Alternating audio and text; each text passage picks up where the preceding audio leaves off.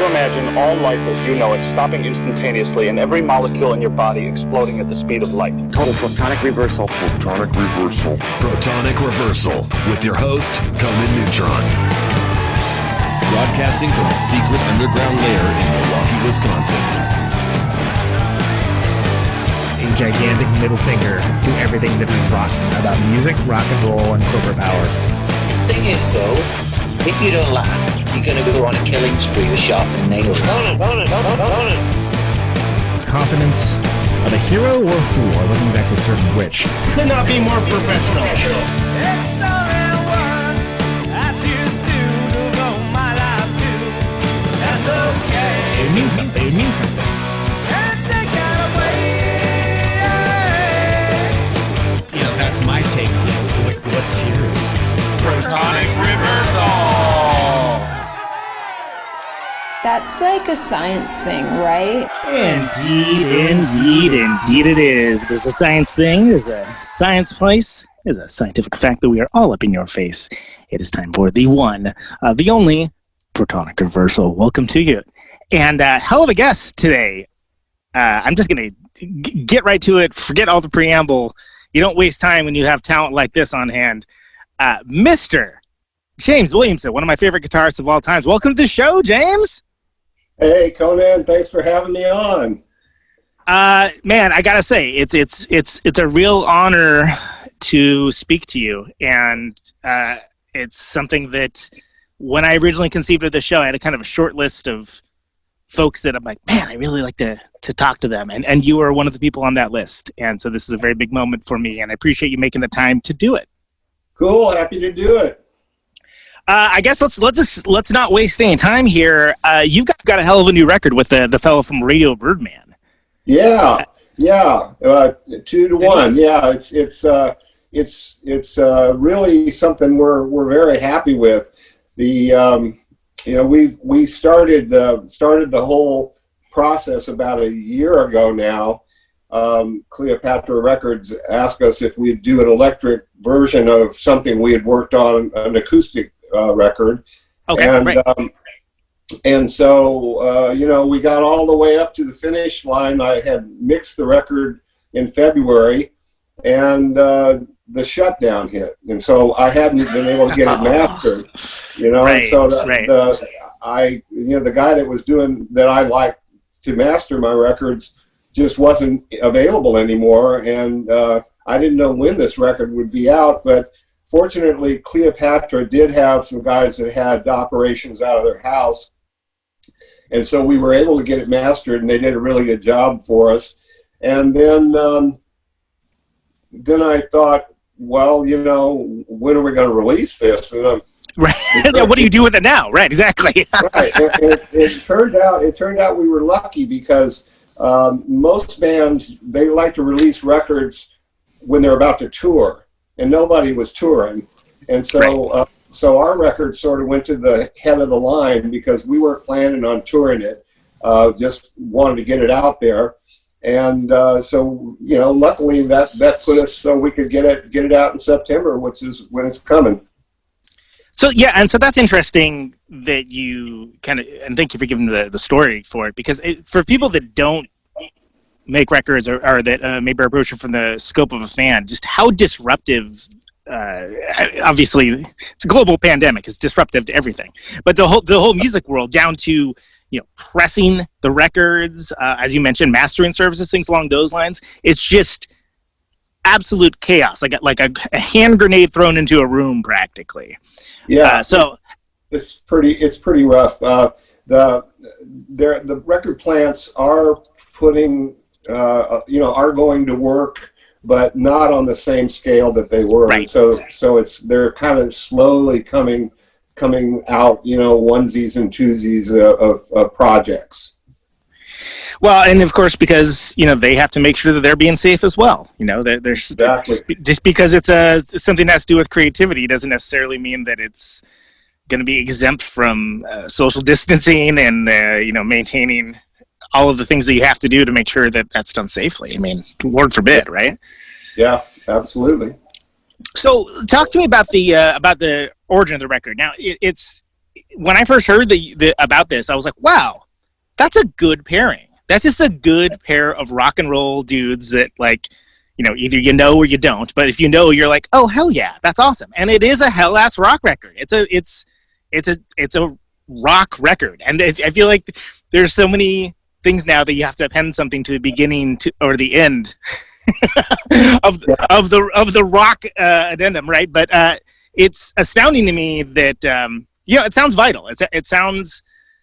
I think fans of both of you guys' bands will find something there to listen to and appreciate. So, can you tell me? You said it started as acoustic. No, our first record together. The first one you did together, acoustic. Sure, yeah, of course. It was about 4 or 5 songs that I had written with Iggy that we recorded acoustically, called Acoustic KO. And instead of Metallic KO, right? Exactly. And that worked out pretty well. And the VP of acquisitions, Matt Green at Cleopatra, I had been doing a number of tracks for those guys. I had, recorded for Mitch Ryder, Devil with a Blue Dress, and Sure. Cherry Curry did a version of Leader of the Pack and a whole bunch of different things. And so I got to know him pretty well, and he said, why don't you guys do an electric version of what you had done, and of originals, and so do new songs, like just kind of come at it from a new perspective, right? Yeah. And so that was a good idea. I had become pretty good friends with Deniz by then, and he lives in Hawaii, and I go to Hawaii a lot. So. Oh, really? What island? And what's his address now? So anyway, we chatted about it and decided, okay, we'll do it. That was about this time last year. And of course, we had to write a whole album's worth of material. And unfortunately, we were not under a lot of time pressure. So it worked out perfectly, and we felt very comfortable with the material and that it worked. And we come from a very similar point of view. Right. We're both, Deniz had lived a long time in Ann Arbor, and of course had some exposure to Detroit. And I had lived a long time in Detroit and had some exposure to Ann Arbor. And although he's a little bit younger than me on the other Stooges, he knew Ronnie Ashton pretty well, and so on. So we come from a very similar place, and I think the influence of our of the music that influenced us came from that area. So absolutely, yeah. So we're coming from the same point of view, which really helps when you're trying to record with somebody and write songs with somebody, because you just can't. You don't want to end up arguing with each other all the time. Well, you have that similar language, right? You're coming at from a similar place. You don't necessarily need to go beyond that shorthand. You can kind of get right to the good stuff. And that's exactly right. And I think that's something that is somewhat undervalued. I mean, like I said, the first time when I heard of it, I was like, oh, yeah, hell yeah, that makes sense. And because the first time I heard Radio Birdman, I was like, oh, cool, those dudes like the Stooges. This is awesome. In a good way, you know what I mean? Like, if you're a fan of that genre of music, it's like, oh, they're kind of adding something to it. It's like a down under flair, but this is definitely coming from that same world. Well, that's right. And Deniz lived in Ann Arbor and knew Ronnie. He lived in kind of the neighborhood, and so he was very heavily influenced there. And when his dad, who was a professor in Ann Arbor at U of M, went on sabbatical in Australia, then Deniz went to Australia, and he sort of brought that with him. Yeah, and almost like Johnny Appleseed style, or yeah. So then, when you're thinking about doing a rock record, and to be clear, you have since getting back into it, and I want to talk a little bit about that as well. Your path back into playing with Iggy again, and sort of the straight life and the way back out of it, and coming back into the record making world. But I mean, are you thinking about when you're making the record? Like, are you trying to do something new with it? Like, are you thinking about like, oh, let me try to get that raw power sound again, or is it more just like, it's water? This is what I do. I'm plugging in the guitar and it's doing the thing.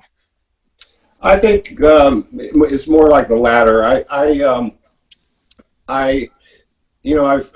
I've produced a lot of albums at this point, and I produced this album, and my view of the whole thing was to, not be too heavy-handed, just play guitar, and try to make the guitars sound good, and try to make, all of the guitars sound good, and try not to overwhelm it with other production things, and I think we accomplished that. Absolutely. And so the thing, and I think you hit on an important point, that it seems like rock records, quite a few of them fall victim towards overproduction, like getting away from the, people playing in a room thing. And when you listen to, the reason why a record like Raw Power still kills to this day, and you could play it for some teenager and they immediately get it, is because it's, the sounds of a vicious hell-ass rock band playing in a room. And that's never going to change, and that's always going to sound the same. Whereas if you have, production techniques, I mean, Lord knows, like 80s, they had that gated snare, and it's like, oh my God, what are you doing? That shouldn't sound like that. That doesn't even sound like a drum. Yeah, well, that's right. The band was really good, and they were all really into this project, and so everybody was having a good time, and we just knocked this thing out. It was 4 or 5 days straight in and done. In a really good room in Sausalito, California, and we could walk away with just the basic tracks, and it sounded damn good. So everything else was gravy. Yeah, so it's almost like it doesn't need any adornment or bells, whistles, or go faster racing stripes, because the songs are doing the work themselves by being good songs, right? And that's so. I think it's interesting too. How do you pick the band? Like, how do you pick who you're going to be playing? I mean, you've got, like, for a lot of us, we would consider both you and Deniz like rock and roll royalty, right? So how do you even start picking that? Well, I've done this a long time, so I have people that I've worked with that I like to continue to work with. In the case of the drummer is Michael Urbano. I've made several records with him now, and he's actually the best drummer for my money that I've ever worked with. He just he's just got it. And so I bring him to everything. And that we didn't have many people in the band, so we just had bass, guitar, and drums, and vocals, of course. But so the only other guy I needed was a bass player, and that was a little more troublesome. But I had to play. I didn't have to, but I sat in on a festival for Cheetah Chrome, who of course, yeah. And so he's a friend of mine, and I kind of owed him because he played on some things of mine. So I did, and the band that he had put together for that particular show, which was in Oakland, Burger Boogaloo Festival, I think they call it. I'm completely blanking on the. I've thrown shows there, and I can't think of the name of it right now. But yeah, we all know it. It's in Temescal. It's right over by MacArthur Bart. Yeah. So anyway, the bass player was Michael Scanlon, and actually Cheetah hadn't played with him much either, but he was a good bass player. And so it was one of these things where I just said, you want to play on an album with me, Right. Yeah. Why not? Of course, sure. Yeah. And so he was totally into it, and he practiced hard, and could play the tracks, and he did a great job for us. And no weird attitude. Sometimes you never know what you're going to get, with bringing these people together. But everybody liked each other and had a good time. It can be like a powder keg. It can be a nice soup. It doesn't. Yeah. You never quite know until you're doing it. Absolutely. So and I want to keep a focus on the new record, and I want to talk more about that. But I also think it's really fascinating to me that you didn't play for like a long time. At least you didn't play in a band. Like post Stooges originally, you had like a real human career, like a real grown up human career. Yeah. Well, that's and a right. lot. Not only that, but when you say I didn't play, I literally didn't play. My son, when he was in college, actually wrote an essay entitled "The Coffins in the Corner," which was basically my guitar cases sitting in the corner, propped up against the wall. And yeah, I mean that was interesting thing to have to pull all that stuff out and start playing it again. Luckily, when we were doing that, we had quite a few months before we were going to have to play a first show. So, you can do it. If you can ever play, you can play. Right. It's just going to shake the cobwebs just a little bit. And I know you did that warm up show with those fellas. Careless Heart. Yeah, and I was lucky enough to like see some of the video for it, and it was pretty cool to see it kind of like, you're playing, you're kind of getting there, and then like, how about second song in, like maybe like third song in, it's like, oh yeah, it's on now. Like you can kind of like gradually see like the gradation of comfort. I was very fortunate to have guys like that offered to help me play a real live show, because I hadn't played one in so long. So, I mean, what is that situation like? I mean, does Iggy just give you a call? I mean, obviously, it's it's a bummer circumstances kind of leading to it, but like, what does that call even sound like? Like, did they go through reception? Like, what? Like, how was he getting hold of you? Well, yeah, I've got a Mr. Pop for you. I mean, like, what does that sound like? No, I mean, people know how to get a hold of me. We have the same publisher, and they have my phone number. So yeah, he called me up and asked me if I'd play, and at first I told him no, because first of all I was working, and also I really didn't know if I could do it. But I did tell him I'd think about it, and what happened was serendipity totally. It was then at that time it was 2008ish and 9ish, and the economy was tanking, and Sony, yes, it was. Sony was no exception to that, and so they started doing offering these early retirement packages. And get them off the payroll. Exactly. Well, sure. If the thing was, they didn't actually want to get rid of me, but right. The package was so attractive that I said to myself, you know what? Why not? Why not just take this and go see about this guitar gig? So I did, and I called him back and told him I was, going to be available to do it. And we had several months before we had to actually do the first gig. And so I had time to actually do it. And we just started rehearsing and working.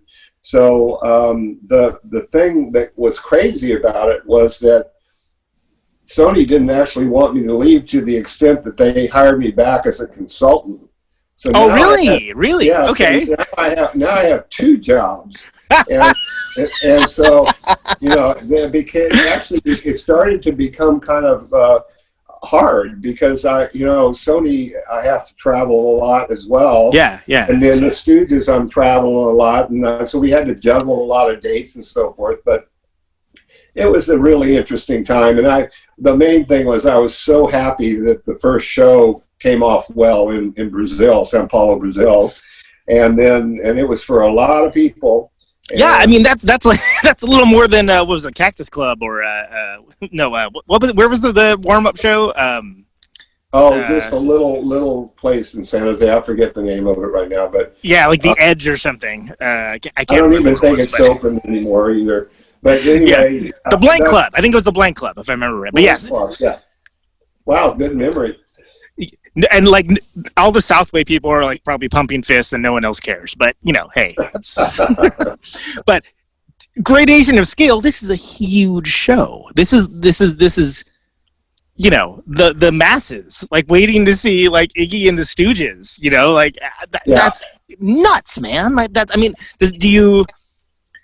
I mean, even you had the run up, so you could do it. You could play. You could play the riffs. But I mean, what's going through your head while that's happening? Well, it was strange because, like I had said before, we had never played back in the day anything like this. We played little places and stuff, and so we're looking at 40,000 people in the audience.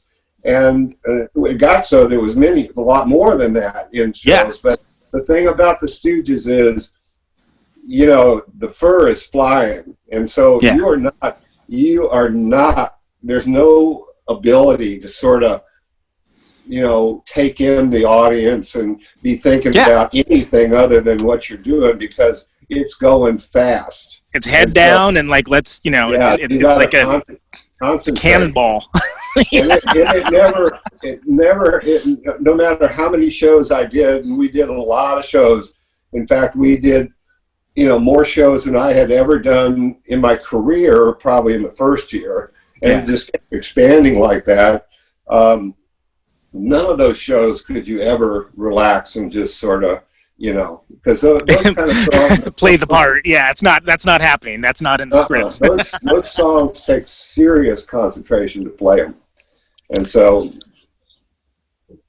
yeah, and it occurs to me, when you mentioned it, that, and of course I wasn't there, but the audiences weren't always down with what you were doing, right? So it's like there was back in the day. So the change up to being like people knowing every riff, knowing every song, knowing every lyric, and having that pressure. I mean. It's the dream in some cases, but it also can be the nightmare in others. Here's the problem with us back in the day was we were so unprofessional that we felt like that we should continuously write new material, and then we wouldn't play the stuff off the album. We played new material, so you couldn't possibly know the song or the lyrics, and so this is the way we were. And was that in terms of just wanting to just do it for yourselves, or was there like a modus operandi behind that? No, just how we were. We wanted to just do it for ourselves. Right. We were not professional entertainers. We were guys, were guys that were just going to come play stuff for you. And we probably could have done a lot better in our careers back then had we. Maybe played a couple songs off the album, things that people actually do. What a wild idea, right? Yeah. Who would have thunk of that? Play some songs off the record? Oh, okay. Exactly. Well, and because I for me, and I had the advantage of working at a record store when I was younger. Well, back when I guess everyone can just look up anything on the internet and in their phone in like 3 seconds. But back when it wasn't that easy, I remember being so shocked about finding Metallic KO and be like, what? There's another Stooges thing? Oh my God. Just flipping out. Like I had no idea. And then being like, what's this song? What's this? Like this, okay, I've never heard this before. Did they record this? Did I have a weird copy of the record or something? And, that's something that, gosh, we're talking about like, what, that came out 76? Somewhere around that times. That's a long time for songs to sit. Yeah. And when you went back to revisit those, like, what are you like listening to those old live recordings with people yelling and throwing things and whatever? Like, how are you getting back to? Because you're not doing. I assume there wasn't like demos being done necessarily all the time, right? No. Maybe there were. No. We those what you're referring to, I think, is all the bootlegs that came from that whole period after Raw Power.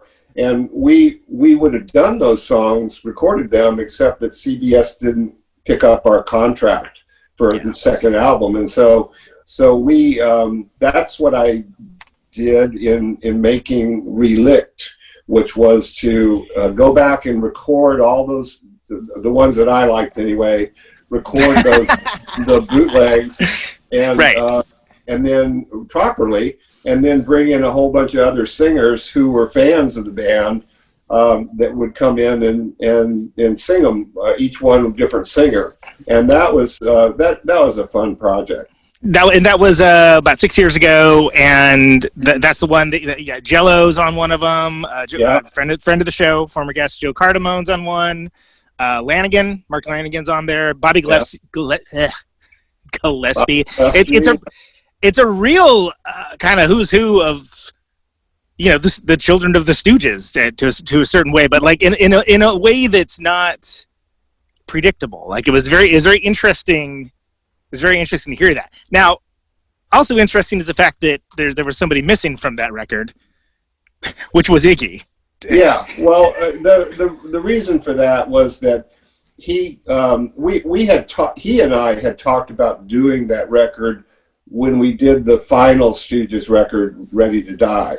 Right. We said, of course, the obvious, easy thing to do would be to do all these songs we'd already written instead of writing new ones. And the thing was that all those songs required him to sing in a higher register than he had started singing. Sure.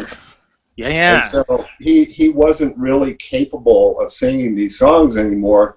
And, the other thing, the reason why we didn't do it was that when you bring in some older guys to redo their younger selves, then the obvious criticism is, hey, these guys are old now. Why are they doing it doesn't sound the same. Yeah, exactly. Well, of course it doesn't sound the same. So we had rejected that idea, but I still wanted to do those songs. And so I just brought in new singers, and I think it works out great because it's kind of a tribute to the songs, but with guys that are really into it. Yeah, and they're still good songs, right? So, and you had a Greg Foreman from Delta 72 and whatnot on keyboards. Like it's a really good band. And Steve, of course, Steve McKay was still alive at that time too, so he's on there. And Greg Foreman. Greg Foreman. Sorry, yeah. It's what did I say? Whatever I said was wrong. And then, of course, the mighty Mike Watt, friend of the show, and just total badass. About half of it, yeah. And that's something where when you're picking like who to sing these songs, like is it more just like, hey, who do I think is going to do a good job to serve the song? Is it more like, hey, it'd be interesting to put this person with this tune? Like what's the mindset behind it? I tried to put the best person I knew of with a tune, and there were some cases where I made a mistake and a better person showed up, and because there are some tracks that aren't on it, but like there's the one Gary Floyd's from the Dicks on Cock in My Pocket, I think, right? Yeah, but I think it's a bonus track or something, right? Right. And there are ones that actually the person wouldn't accept being a bonus track, so I didn't have them on at all. Oh, really? Wow. But no names mentioned, but okay. But then there are tracks like Head on the Curve, where Jello, when he heard about it, he absolutely demanded to sing it. And so I was like, story checks out. Okay, anybody who wants to do it that bad, come on in. Right. And I think he did a great job. Well, he's a powerful singer. He definitely he has his own voice and his own style, and it's an iconic voice and style. It's not necessarily what you would expect, if Iggy was doing it, right? But that's kind of the point. The point isn't to do it like how it was done back in the day. It's to give some service to the song in a different way. Yeah, that's right. Everybody behave in that session? I mean, everybody cool? They were wonderful. That really no problems that I can think of offhand. Everybody was really pretty much fans, and so they were just coming, bringing the best they had. Yeah, and that's got to be cool, and it's got to be interesting, when you're approaching material that's like a different epoch of time almost. Yeah. And kind of bringing it out of the grave and into the light, and trying to give it service, to have people so excited about it, and I would presume invested in its success and invested in bringing what they bring to it. That's got to be a nice thing. It's got to be a nice vibe. Yeah, it was good. We had fun doing it. We had fun doing the live show too. Yeah, and just to backtrack real quick, because I did mention Mike Watt. I forgot to mention, like, that's also something that's different too, right? I mean, Mike Watt was not originally in the Stooges, as alert fans will know. But is a great player, and the whole story of how he ended up playing with Ron and Scotty and Iggy is fantastic. We don't need to get into that. I've had him on the show to talk about it. But what was your first impression of Watt? Like, when you did you know who he was before you started playing with him? No, I didn't. And yeah, he's good. He's a personable guy, and he knew the songs, and so I was okay with it. So that's always a good thing when they know the songs. Yeah, that's a good thing. So we slowly worked as a group and so forth, and it all worked out. When you're talking about coming back to playing, you said you had the coffins in the corner, right? But does that include amps? Like, did you buy new gear for all of this? Like, what did that look like? And were you trying to sort of chase your old sound, or trying to do something different? Like, what was your mindset behind just being a guitar player again? Really? First of all, I only play one way, really. So if I can try to play other ways, but my sound was something I developed while I was teaching myself, and so I don't know any other way to play. So I'm glad you like the way I do play, but I didn't have anything. I had given my original guitar to Scott Thurston, who used to play keyboards for us, and is one of my best friends throughout life. And I didn't have. I think I had an acoustic guitar, and that was it. And so I had to get everything again. And so my amp, of course, of choice is a Vox AC30, a vintage one. But it turned out that Vox AC30 is really not a good amp to tour with, especially a vintage one, in 2010.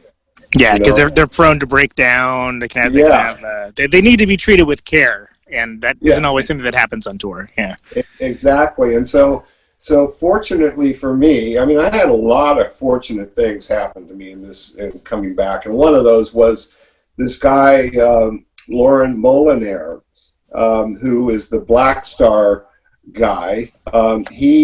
He contacted me through I don't know, I think it was our photographer or whatever, and we were rehearsing at Swing House in Hollywood, and he said, hey, just take a half an hour, and I'm going to rent a room in there. Come in there and listen. I want you to listen to these amps. And I'm like going, do I have to? Right. Yeah, it sounds like a pain in the ass. but I said, okay. So I go down there and play this amp, and I'm like blown away. I mean, this thing sounds just like a Vox, except it's better because it's new. And these Black Star AH30s are what I'm talking about. And not only that, is Black Star will make sure that they show up at whatever show we're going to play at. So, I've got amps, and they're reliable, and I've got extra ones, and they'll do whatever. And so it's a key part to playing rock guitar is to have an amp. So that's a good thing that they're providing us. So I was all set for amps, and then I spent a lot of time guitar world, and a lot of different little tricks I put into the process and stuff. Probably too many, really, because the fact is the way I play is really simple, and I should just keep to the knitting. But some things you like to do, like I've got all these trick things with special piezo electric pickups where I can play a kind of pseudo acoustic guitar on stage. Still go right. Yeah. stuff like that. But anyway, I got all that stuff together, and yeah, we played a lot of shows. Yeah, and so are you just going like straight into the amp? I mean, are you passing around like pedals or anything along those lines? Are you even like worried about that? Well, the only, I mean, back in the day, I never played with any pedals, but right. I had a new job to perform some of Ronnie's old songs too, which was part of the set, and so. Yeah. That means for sure I got to play a wah-wah pedal, right? So it's a key part to what he did. Yeah, you're right. Yeah. And so then I had to add certain things, but more or less it was, even though I had a bunch of junk up there, I didn't actually use very much of it. So I have a top boost pedal, which I still use these days, which just gives you a little bit of extra juice to play the solos, and it's not real fuzzy or anything like that. Yeah. And yeah, I had some stuff to control the amps, and that was pretty much it.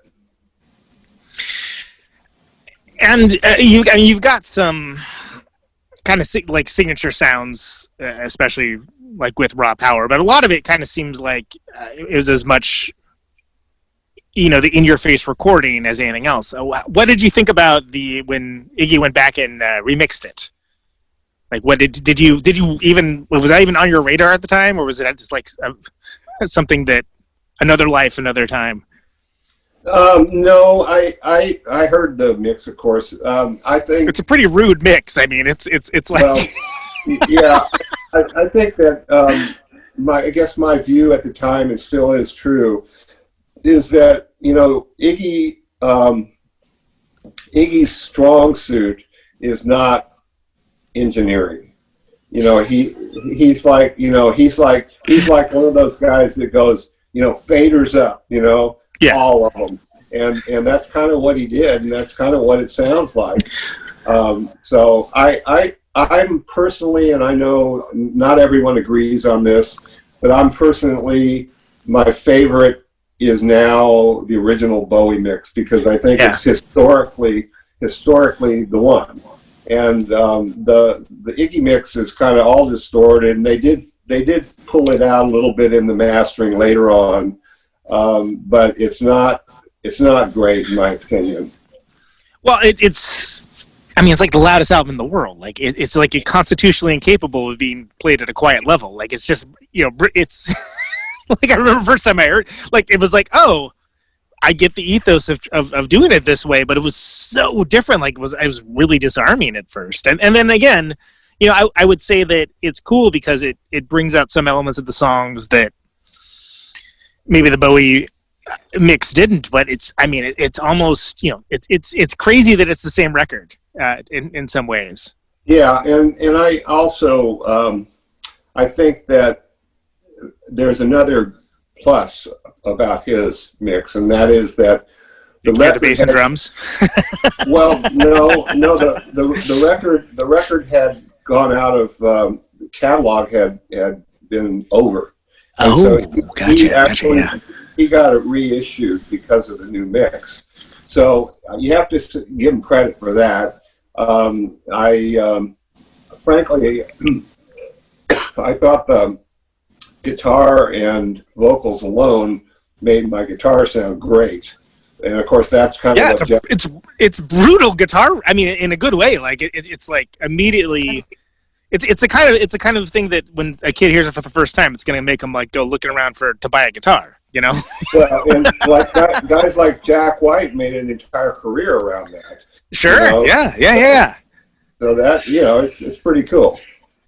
So you were, and that record, you mentioned you name checked the AC30. Was that record just straight into the amp there too? Did you have any like pedals or anything you're using? I mean, it isn't like gear talk, but people like this kind of stuff in the show, so I want to. Yeah, no, well, we started out with Marshalls, and because we had played live with Marshalls up until that time. But the engineer had suggested the AC30, and right. he got one in there. He got a British AC30 64 or something, and once I heard that sound with the Les Paul, that was over for me. Yeah.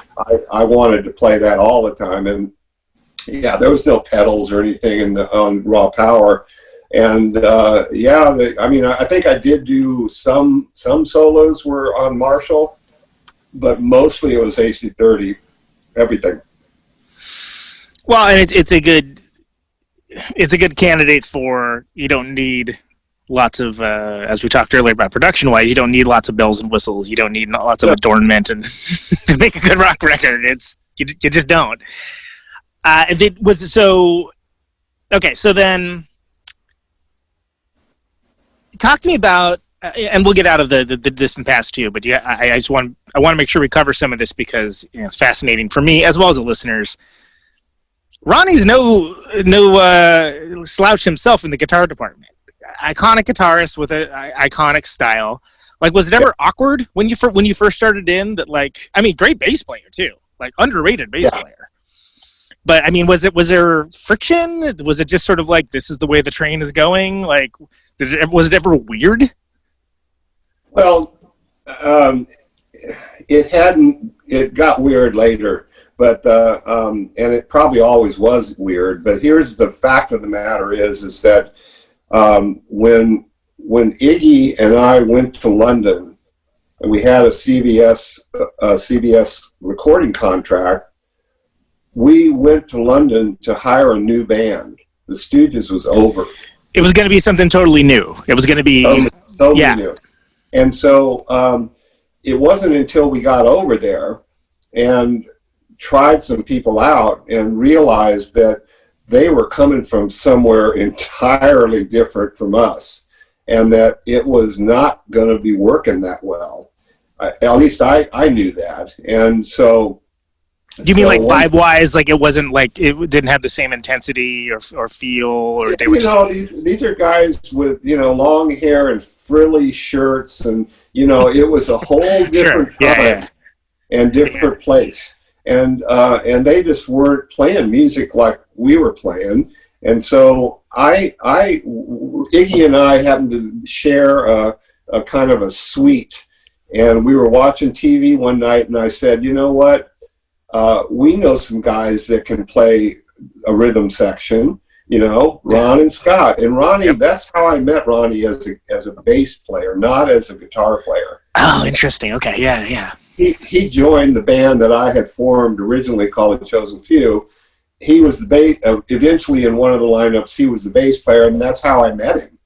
And so, anyway, and he's a damn good bass player, and he had... underrated even. I mean... he had played in a blues band called the Prime Movers too. He's just a really good bass player. So it was actually me that got him back in the band, because he was out, and actually so was Scotty, and both of them jumped at the chance to come back to the band, and they were all smiles. But later this started wearing on him. He this was one of the things that you hear him. He's talking to somebody else in the bar about how this happened to him. Talking trash, yeah, you know what I mean? And so, that's just the way it went. And I always got the blame, even though I'm the guy that got him back in the band. Because I get... the reason it had to be that way is that he wanted to be in the band with Iggy singing. And so that means he couldn't focus on Iggy, who was actually the problem for him. It was me he had to focus on. So anyway, it's too bad. But the other thing is that Ronnie, didn't ever understand that I don't leave a lot of space. There's not a lot of room, right? Yeah, it's blunt force trauma almost. Like Conan. It fills all the available air. And so there's no room for a rhythm guitar player in the way that I play.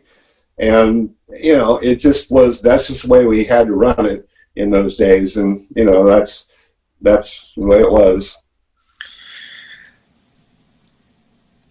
And was it, like, what came first? Like, when do you, when you come up with, I would assume that Search and Destroy like starts with the riff first, right? That seems like a riff-based song to me, like one of the ultimate riff-based songs. Like how do those songs get going?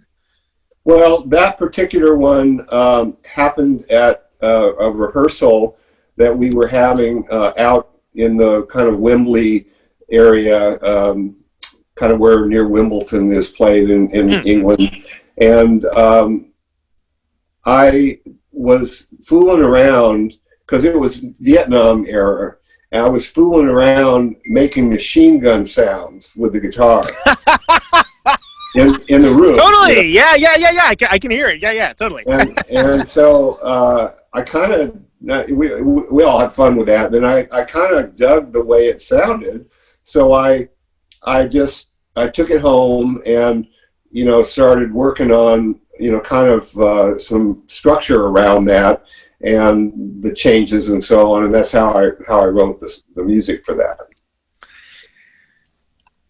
I mean, it's one of the most like enduring, I guess you would call it proto-punk, but like, songs and guitar riffs of all time. Did it seem that consequential to you at the time, or was it just like, oh, this is fun? Like what? No, it was fun originally, but once I wrote it, I always loved that song. It was, especially Iggy put some good lyrics to it, and just the thing always worked. And so yeah, that's one of that and "Gimme Danger," I think, are two of my favorite songs from that record.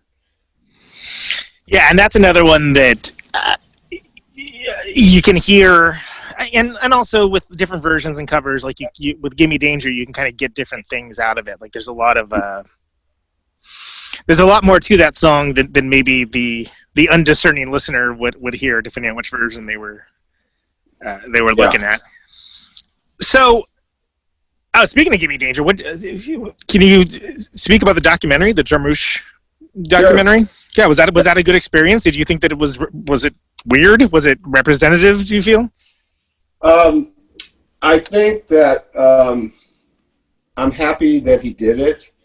It took forever for him to get the money to do it, and I think that that unfortunately, for anybody trying to do a documentary of us, they don't have much to work with. Right. Most bands, even back in the day, if they were consequential bands, people would do video of them. There would be some film, sure, of course, yeah. But all this was like Super 8mm back then, and people didn't want to waste their money developing their Super 8 of the Stooges, Like, it's just a bunch of noise. Yeah. It's not going to get you any money. Yeah. So there is no video of us, and so he had a hard job, and I thought that he did as good as he could, considering what he had to work with. A lot of guys were dead already. A lot of things that he had to come up with stuff to represent that, and so Jim Jarmusch is a great director, so I'm a filmmaker, I just think I love his movies. Really good. Yeah. I mean, was that something where, did your Sony friends, like, did they get it a little more, like, with that? Or was it, like, many people are in documentaries, is why I'm asking this, and I think it's kind of, it's interesting since you have lived this double life almost. Well, no, oddly enough, I never actually really talked about the band when I was working at those companies. But oddly enough, when we got to a certain point with the internet and everything, they find you. Yeah, they Google you and they'll find out, right? And so all of a sudden, people, by the time it all started becoming open knowledge, they not only didn't mind it, they liked it, but they also were like, not because they got to know me personally. I was not a rock star. I was a guy. Yeah. You're just the guy that they work with, and it's James. Exactly. Or Mr. Williamson, maybe. I don't know how they're addressing you. They're not thinking about that's you should talk to him about Kill City. They're not thinking about that. Speaking of which, actually, let's talk about Kill City. That was John Cale recorded those. Those were meant to be demos, if I remember right. Is that a... No, John Cale. I wish there was John Cale. We had the idea was to make it something at a later point, though, right? It was a demo situation. Yes. We were doing demos, and fortunately for us, we were good friends with Ben Edmonds from Cream Magazine, and he had, because of his writing, he had lots of contacts, and he was good buddies with Jimmy Webb, the writer, composer, and performer, who had tons of money and had his own studio. So Ben arranged for us to use his studio, and Jimmy Webb's brother would be the engineer if we gave him a bag of weed every day. And so, so that was the deal. And so we went in there. We went in there, and we didn't have a lot of time, so we had to make it pretty quick. And Scott Thurston was on it with me, and we had a drummer that he came up with, and a friend of his who played bass.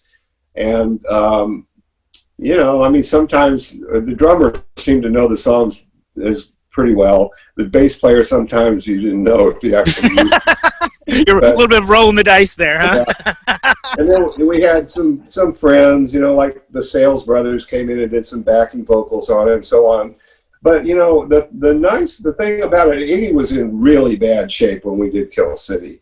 Yeah. But the thing about it was that he had this real sort of pain coming through his voice that came through on the record, and that made that, to this day, that's what people, I think, really, they feel that record because it's real. Yeah, it's not an affectation. It's about as real as you can get. So, what was your path like? When do you end up kind of messing around with electronics? Like, when do you kind of go behind the board? When do you kind of switch to what led you to this sort of second life? Like, what was there a defining moment? Was there like a moment where you're like, maybe not so much with this anymore? Or was it just like a bunch of things? Well, I think Kill City was actually the first point where I was actually, I had to produce the record to finish it. And I had to, mix the record and a whole bunch of things. And of course, I actually did a pretty crappy mix, but all things considered, but at least it got the record out. Yeah, it got done, though, which is better than it not getting done, right? It got done. And so then I started, more and more getting involved with electronics. And I also eventually got a job at a recording studio, because the fact is we weren't playing anywhere, and we had this bunch of demo tapes, and there was no income. And that's about when, somewhere in there, is when Iggy, David Bowie made the overture for Iggy to go over to Europe with him, and Iggy was like, that was the only gravy train he knew of, and so he went over there, and it was good for him. But meanwhile, I'm like going, okay, well now, what now? When I grow up. So I thought the studio thing could work for me. Turns out it didn't, because although I learned a lot about the studio and I got interested in electronics, I found out very quickly that there's only one thing worse than being in a band with guys you don't like, and that is recording guys you don't like, a band you every day. Right. Really horrible. And so I just wasn't cut out for that whole type of job.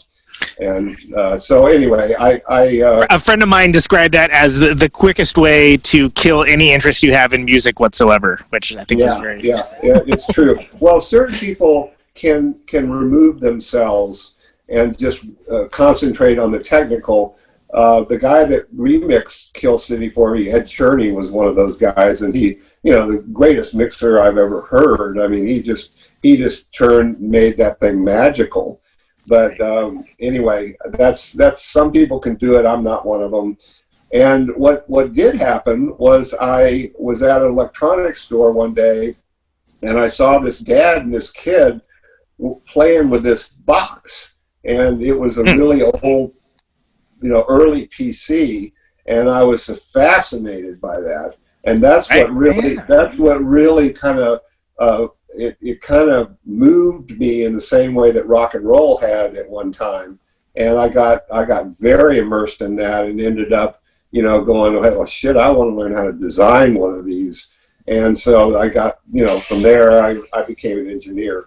But, which is the right time to do it, too. And that was they make movies about that time, and oh yeah, it was a really lucky thing for me. It was exactly the right time for the PC. And then guess what? I got moved to Silicon Valley, and I got to watch the internet unfold. Yeah. I got to see all these people and meet these people, and see all this stuff happen. I have front row seat to all of it, and I never regretted any of that stuff. Yeah, I mean, the corollary is so interesting because you're such a big part of rock and roll and like punk rock or whatever history, but then also you get to be a part of like technological history as well, like just a few years later. And yeah, a very lucky person, really. Like, does the gravity of that hit you at the time? Like, did you know, like, oh, we're doing something interesting here? Or was it something that kind of just you had to look back at to realize the scope and scale of it all? I knew because I was immersed in it. It was really interesting. But not everybody that you talk to is steeped in this stuff. And then you're, like, talking serious nerd stuff. And right, totally, because it was brand new at that time, and so it was a mixed bag, but I wouldn't exchange it for anything.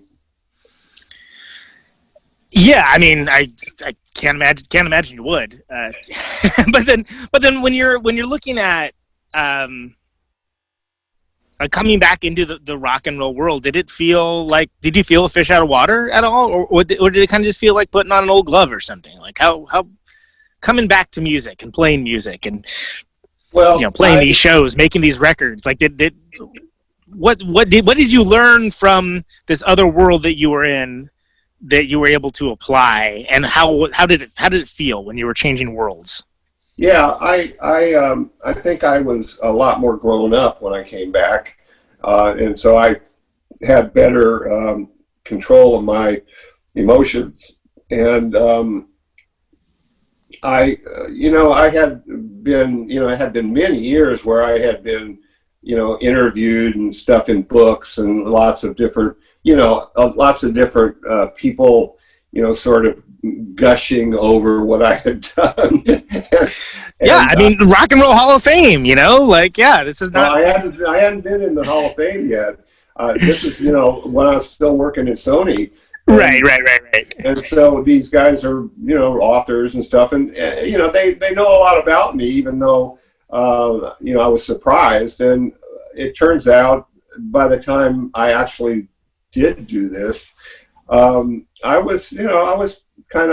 thought it was kind of fun, to do something like that.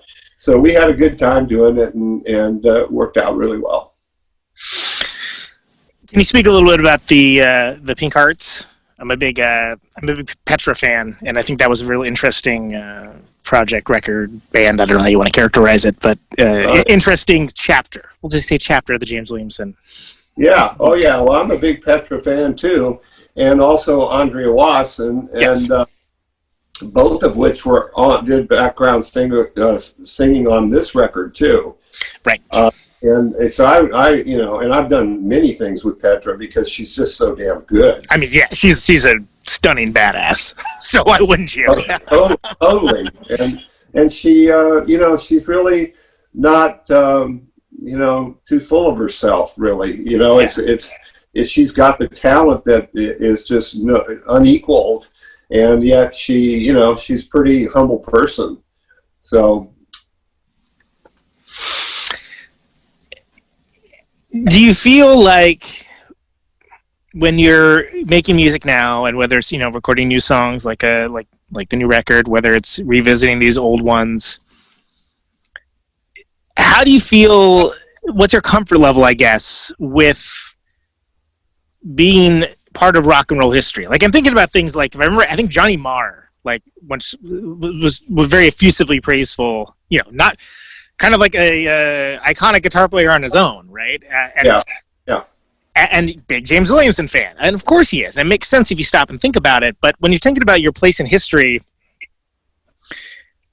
versus putting new stuff out in the world, do you ever get in your head about any of that? Or is it something where you're just so focused on the art that you never even think about it?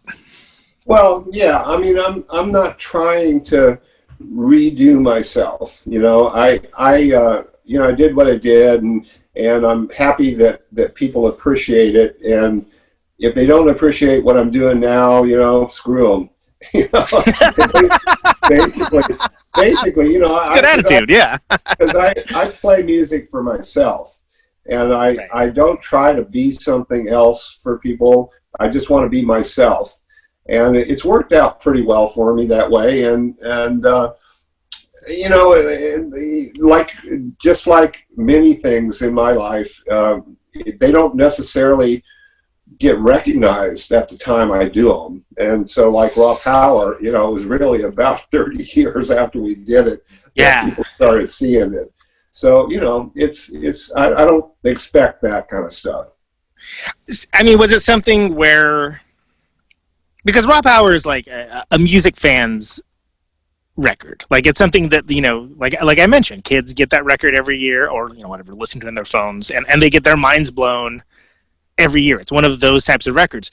But were you hearing its influence at all in other music, or was it something where you just kind of looked at it like, whatever, we were just eventually I did. It took a while, because it wasn't really until my son brought home a Nirvana album that he was playing that for me, and I'm going, you know, he kind of took that from me. And, and totally, yeah. My son is like going, yeah, sure, Dad. Yeah. And so yeah, I started hearing it, and then I, of course, after talking to a lot of journalists, I really heard it. You know, it became a thing, right? But I mean, that can also become that can be a double-edged sword, right? That could be a prison. Because again, we're talking about, you know, when people are so tied up in, like, you know, this time period of like, oh, this iconic stuff, and like, well, you're still making stuff, you're still moving forward, and you have things to say and like songs to write and play. I mean, does it ever feel? Is it ever counterintuitive? I guess, or is it something where you just kind of like take it as it is, and, you know, I guess it's nice if anyone listens to anything at all, right? But I don't know I would like to know what your take is on that for legacy versus creating new things. I'm all in the creating new things camp. The thing about it is that I see, and frankly, Iggy's to some degree in this whole thing, where he's like the old Iggy, you know, getting older, and I'm like, no, I want to be just me. And I want to do new things. That is what I always wanted to do. And, you know, like I say, I just do this stuff for myself. And if you like it, fine. If you don't, that's fine too. Did you, like, when he did that record with Josh at Rancho de la Luna, the post-pop depression record, were you like, oh, you know, why don't you give me a call? What's the zombie character got or was it something where you guys are on your own trip and, like, you know, you're just giving yourself the what's up sign as you pass each other? Yeah, no, we're by that point we were all finished, you know, sort of. We had done everything we were going to do together and said everything we had to say to each other. But then, you know, you talk to somebody, you know, doing something like Deniz, like, he's a powerhouse too, and not in a way of like being like an Iggy descendant necessarily. Like, he has his own voice and his own thing. It's different, but like another band that I think, again, record store nerds will know Radio Birdman. They will know like how important that dude's music was. And again, mentioning the Johnny Appleseed thing, but not a household name. right? Not someone that like everyone knows. So doing this record and having it be under not just your name, but under both you guys' name, was that a studied choice to sort of be like, this is these two dudes, this is a pairing that makes sense, it sounds like this, if you don't know, you're gonna know? Or was it something where you're like, band names suck and it's terrible to think of one, let's just do it under our names? Like, how much thought went into that? Well, this was a long debate. And I think I can bet, yeah. And I think that, this is one place where we come from slightly different camps of points of view. I'm very much a advocate of using title tracks as album names. However, Deniz doesn't agree with that, and we ended up, I think that the name thing worked pretty well, and we ended up choosing a title which had nothing to do with any tracks on the album. So it worked, and that was actually what we did on Acoustic KO, was we used our names, and that worked there too. So it's fine. Well, and Acoustic KO is good too because it references the thing that if you know Metallic KO, it's like, oh, it's Acoustic. I know what that is. That's awesome. Yeah, that's true. But like 2 to 1, it's sort of like okay, well, this is to me that implies, okay, this is a partnership. Like there's a joining of things, right? Yeah, that's right. But I mean, you could, and Lord help me, like I've gone on record as saying, trying to pick a new band name in the year 2020 is like, just shoot yourself in the head and be done with it, right? It's it's the worst thing ever. And these things are not really, not my highest priority. So, we finally settled on something that worked. How'd you pick the album cover? The sort of the racing cars motif. Yeah, that was Cleopatra. They did a great job, I thought. That was cool. I mean, it's it looks like the kind of music you might hear when you listen to the record. So it fulfills that criteria. What do you think? Like, is this going to be like a thing you think you're going to do more of? I mean, you talked about not really having plans to tour it or anything along those lines. You're just making records for the hell of it. I mean, you got something to say. You got songs to write.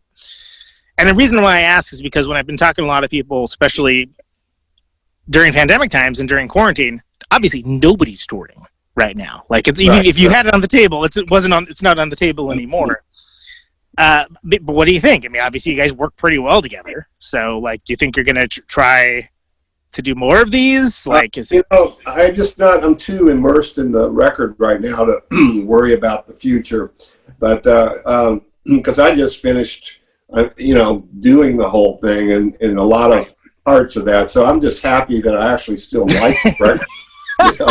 Well, that's the key, right? Do you still like it at the end of it? Yeah, absolutely. I actually do like this record. And, certainly Deniz is a good friend of mine, and we work well together. You guys seem to work really well together. I mean, it's a natural pairing, so. Yeah, so, we'll see what happens. It's too soon to really. I'd like to be able to tell you definitively, but I don't know. Well, and it's okay not to have an answer, too. It's also just, it's kind of nice that I was talking to, I don't even remember who I was talking to about it, but the idea that, we're only just now getting to people from the proto-punk era, punk era, whatever, that are reaching this more age of being seasoned veterans. Like, that hasn't happened before. So what does that mean? Well, okay, for some people it means we stop playing, we put away childish things. Okay, but for some people it's like, well, it doesn't stop you from being creative, it doesn't stop you from writing songs, it doesn't stop you from doing something vital.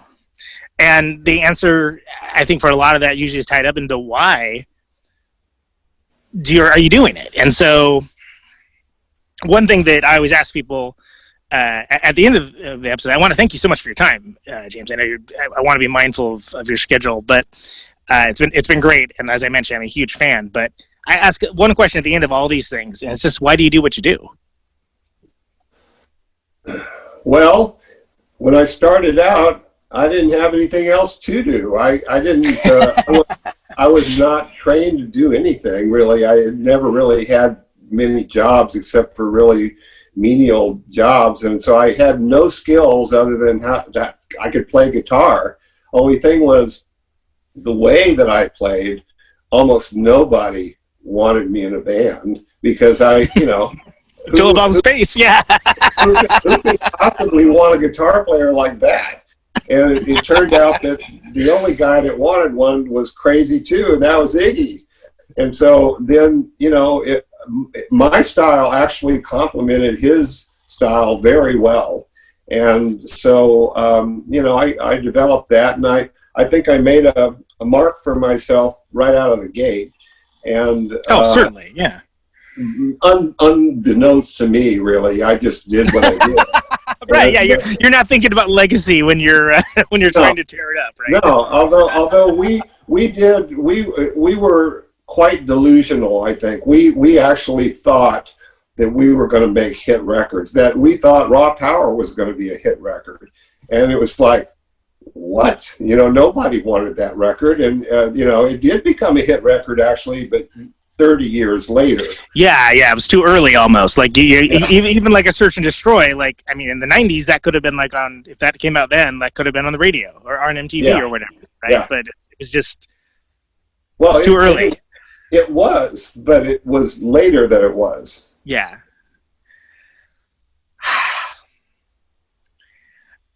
It's a good body of work, and it's a good record that you've added to it with this. So I'm glad that you took the time to do this with me, and I was really glad to discuss it. What do you? Is there anything that you'd like people to know about the record that we didn't cover? Anything that you'd like to hook them in with? I don't push that buy button.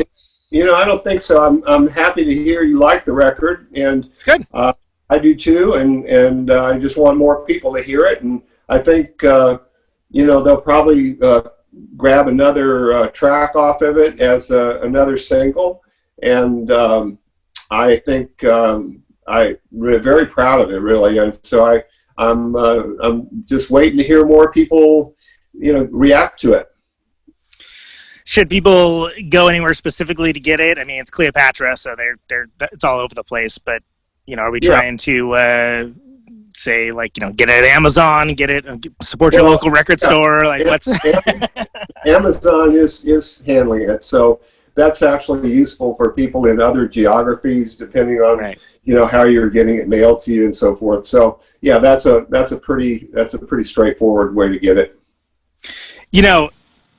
I realize I'm trying to close it out, be mindful of your time, but I do want to bring up the fact that the distribution avenues that we have now, how easy it is to get everything out to everybody. It just occurs to me that things could have gone very differently, and Iggy and the Stooges could have found its audience a whole lot earlier if that had been around then. But of course, maybe it would have turned out very differently if that was the case. What do you think in terms of the instant availability, but almost the devaluation of music as a commodity and more as a lifestyle attaché? I think that you have to remember, and I think you're even too young to remember, that when this album came out, we had many challenges. First of all, our management hated it. Our record company hated it. So you're starting off in a ditch just to start off with. Yeah. All the people that are closest to us are our enemies. And really the possibility and the people were actually afraid of us, because Iggy would go out into the audience, and nobody ever did that in those days. So we were actually at a very big disadvantage, and the fact that anybody would come to our shows was kind of amazing as it was. So we really, like I say, we were really not very professional, and from a entertainment industry perspective, we were not a good risk. And actually, it wasn't until later that I think, and I wasn't even in the business anymore at that time, that Iggy became a little more professional. I think Bowie actually helped him become. Yeah, Bowie rubbed off on him a little bit, I think. Yeah. And so that helped him. And and when we had a reunion tour, of course, everybody was professional. And so, it was a whole different deal. Shows started on time, and we, we made it through the show. And no one throwing any beer bottles. No, and we weren't sitting there tuning our instruments for, half of the show, right. That kind of stuff. So, it's just the way it was. That's how it had to be in order to be so new. Right. Well, I mean, thank you for doing it, and thank you for all the music, including the new record. It's a pleasure to talk to you, and I hope people check it out. And we'll put a link for it in the show notes and all that good stuff. And stay safe out there, man. You too. Thanks, man. Thanks for having me on. All right, brother. Okay. See ya. All right, let's hear something from the record. This is Stable off of the new record. This is a new record, 2-1, James Williamson and Deniz.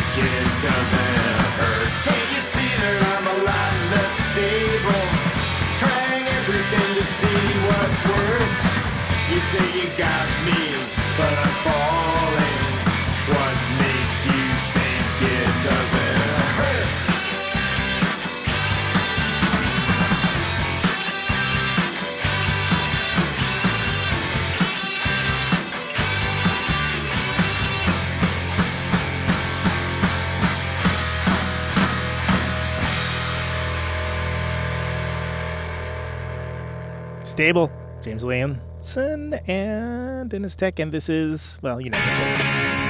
Of course I'm going to play this. Oh, a little search and destroy for you.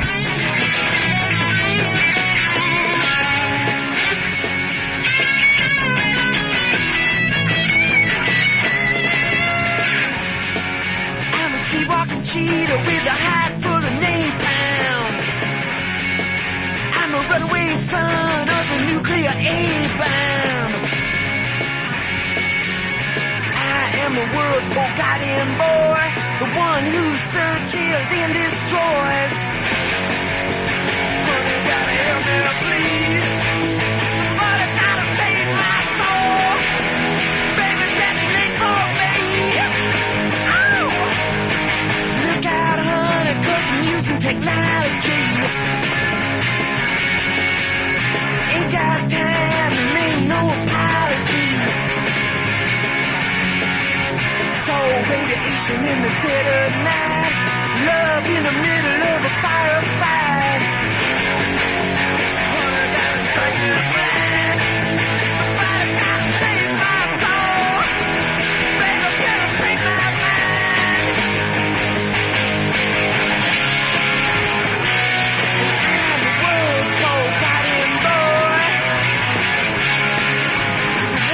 Searching to destroy. And honey, I'm the world's forgotten boy, the one who's searching only to destroy.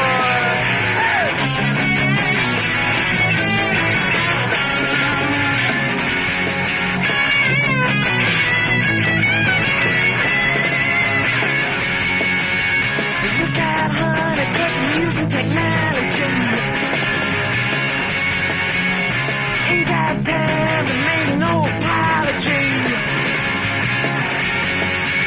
So when in the dead of night, love in the middle of a firefight. Honey, gotta strike me blind. Somebody gotta save my soul. Baby, better take my mind.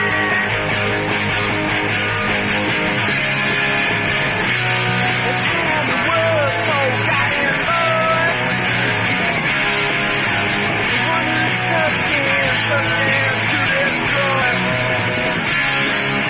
And honey, I'm the world's forgotten boy, the one who's searching to destroy. Forgotten boy, forgotten boy, forgotten boy, forgotten boy.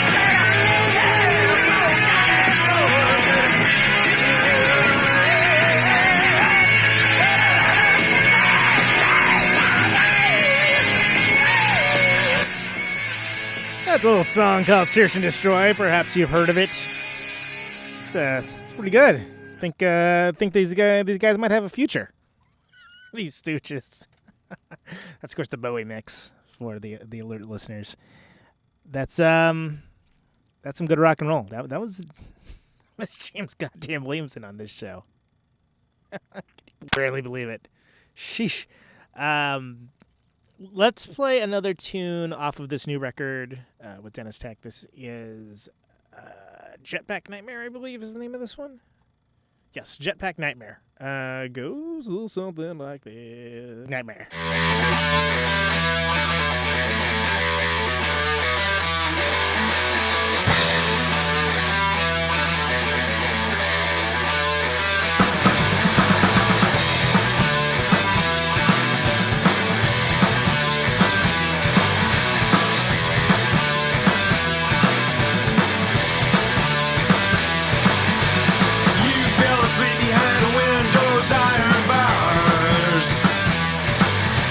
Woke up in the morning to the hum of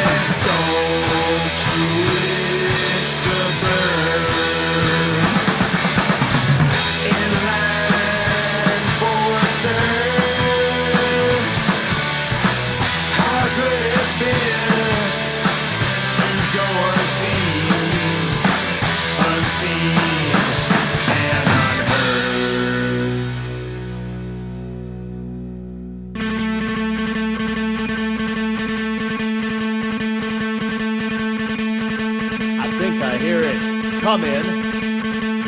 Think I hear it coming.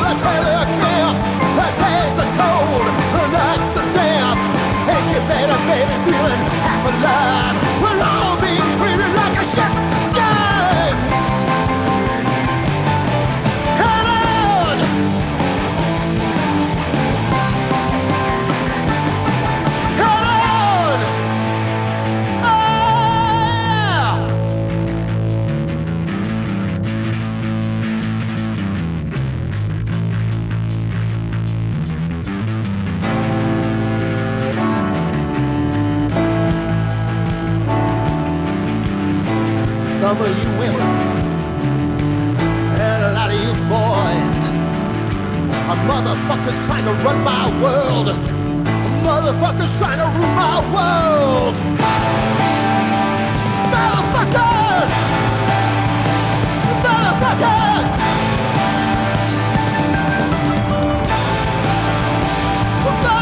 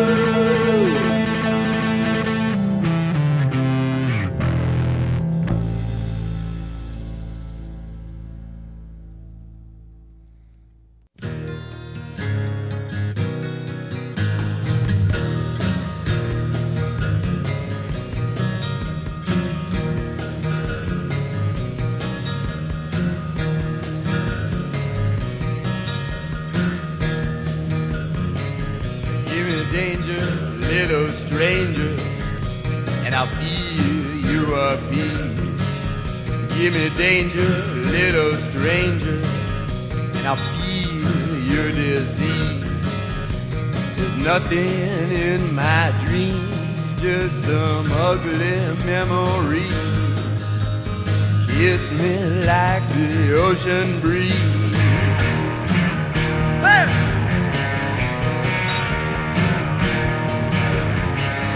Now if you will be my lover, I wish you river and sand. But if you can be my master, I would do anything. There's nothing left alive but a pair of glassy eyes. Raise my feelings one more time.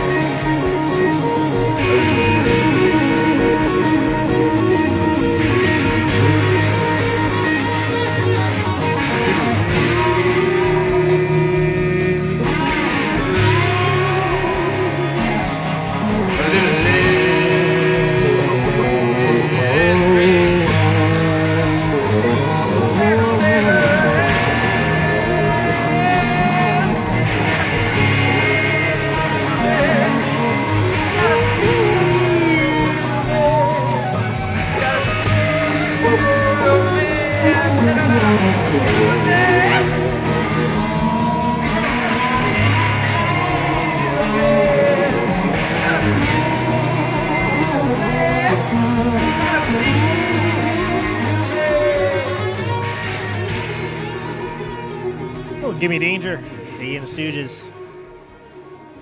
We're going to hear something off the acoustic KO record with the other one that we talked about with Deniz Tech and James Williamson. This is Penetration.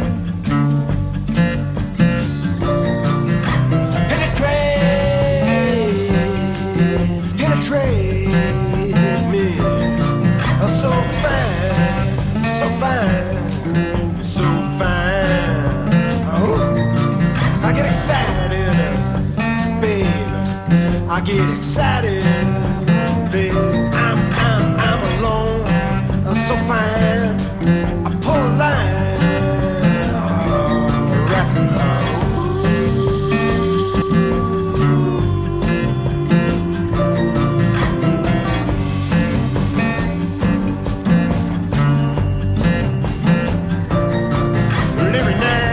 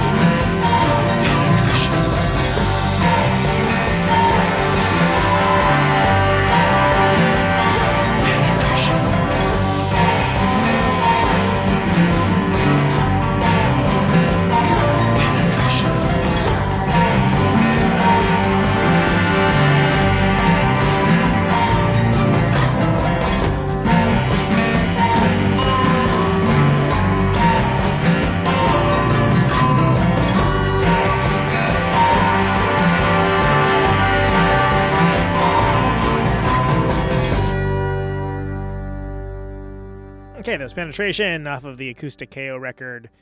We got one more here. This is going to be James Williamson and the Pink Hearts. This is the album with Petra Haden.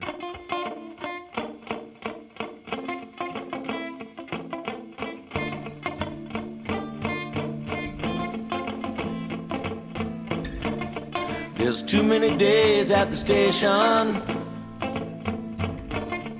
and too many sleepless nights, too many conversations, we never get it right. There's too many obligations and way too many lies. And I think I caught you chasing another man with your eyes.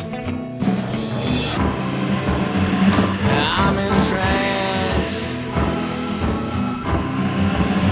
I'm in trance.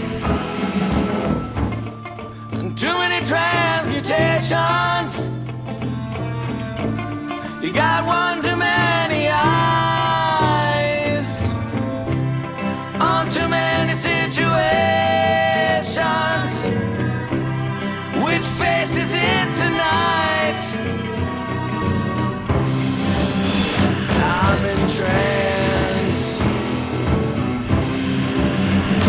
I'm in trance. And it keeps on pushing. Love keep pushing me down.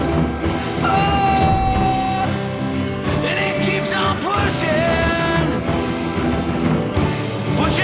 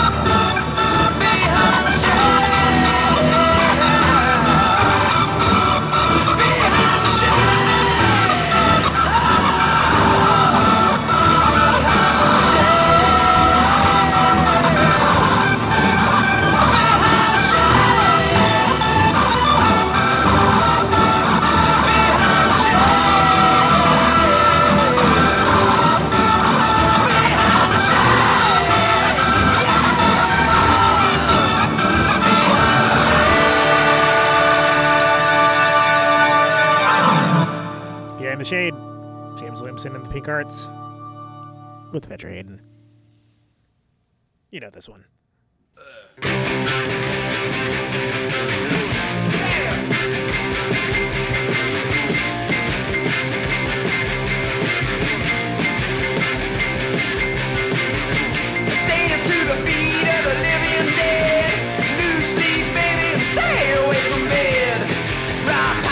Shoulder come running to you. If you're alone and you got the fear, so am I, baby, let's pull on out of here. Raw power is shoulder come running to you.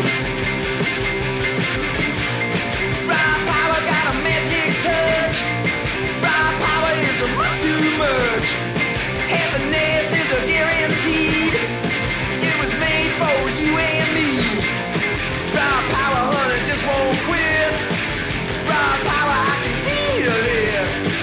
Raw power, here can be beat. Popping eyes and a flashing feet.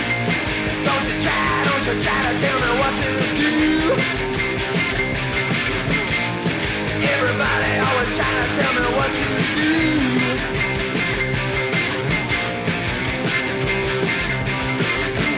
Look in the eyes of the savage girl. Fall deep in love in the underworld. Raw power is sure to come running to you.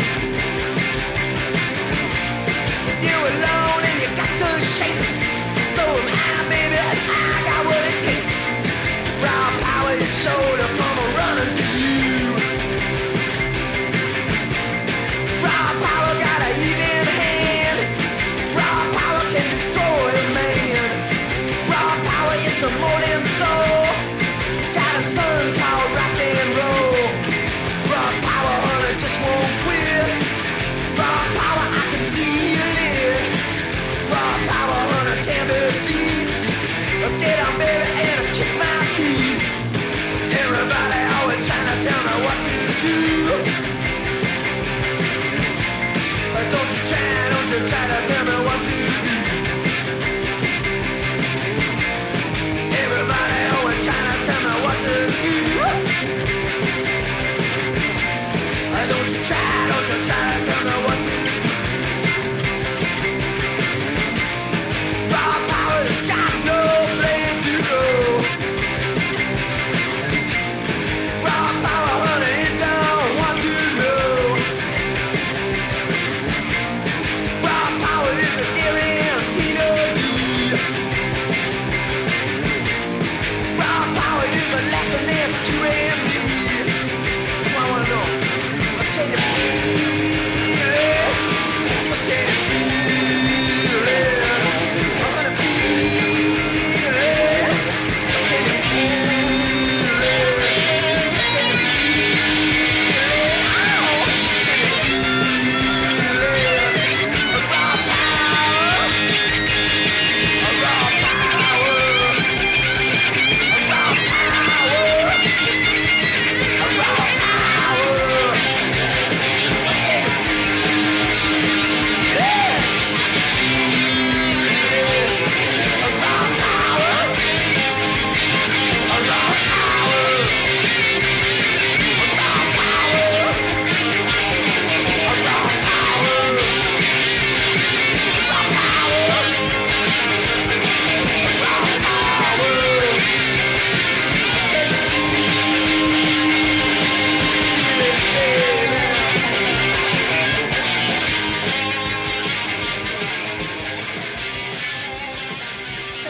And just faded out. It's Iggy and the Stooges.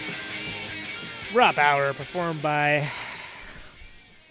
I guess, Mr. James Williamson. Holy shit, James Williamson was on Protonic Reversal. That's awesome.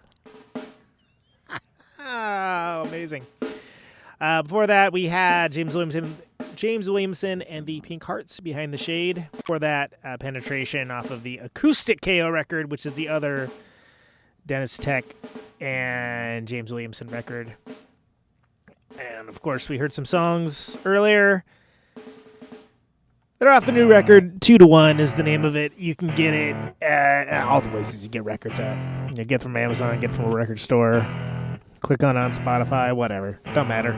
No wrong way to listen. Or I think you were saying get through Amazon. All right, so get through Amazon, sure. All right. The name of the show is Conan Neutron's Protonic Reversal. This is the 199th episode of this show. Yeah. And I'm feeling all 199 right now. The show airs on Radio Note Thursdays, 8 p.m. Eastern, 7 Central, 6 Mountain, 5 Pacific. Archives, ProtonicReversal.com. Patreon.com/Protonic Reversal. If you want to get the episode sooner, $1 a month will get you there. All the ships at sea. Anyone within the sound. Yeah, 199. Wow. I've got 50,000 watts of power. Some cool stuff coming up, including hopefully something cool for the 200th episode. I can't actually say anything about it yet. Ionize the air. Yeah, we'll see. It'll be cool no matter what, though. That's the key takeaway. Live listeners, Music On with Music Off coming up next. Please stay tuned. Always a good time with Brian. This microphone turns sound into electricity. Anything else? Stay safe out there. Can you hear me now? Out on Route 128, take it easy. You're dark and lonely. I got my radio on. Can you hear me now? Can you hear me now?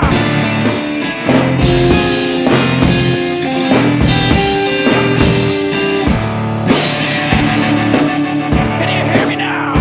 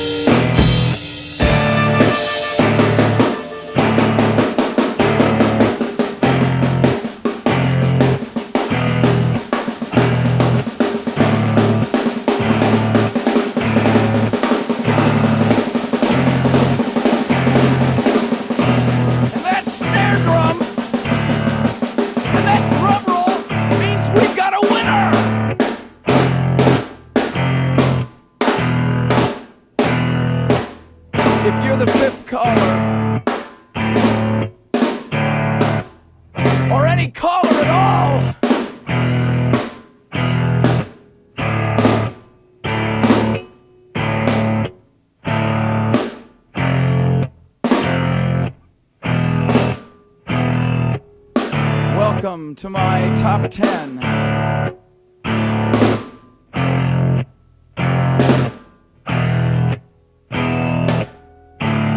I'd like to thank our sponsor. But we haven't got a sponsor. Not if you were the last man on Earth. She was prepared to prove it.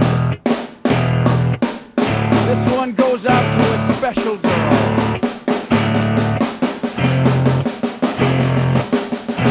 But there is no special girl.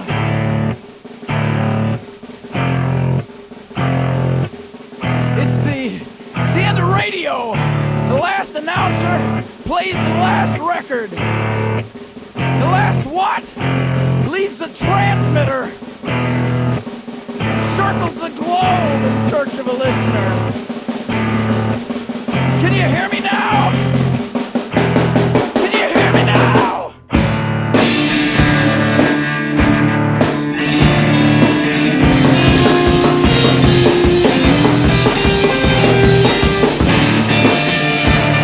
Can you hear me now?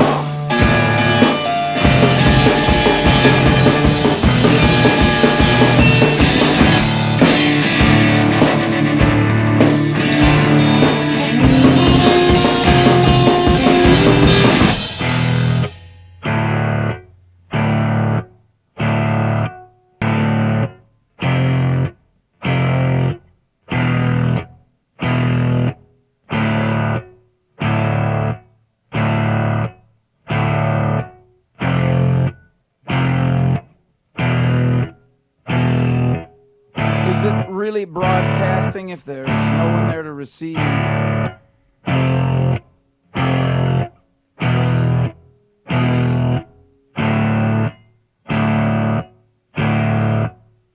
the end of radio. As we come to the close of our broadcast day,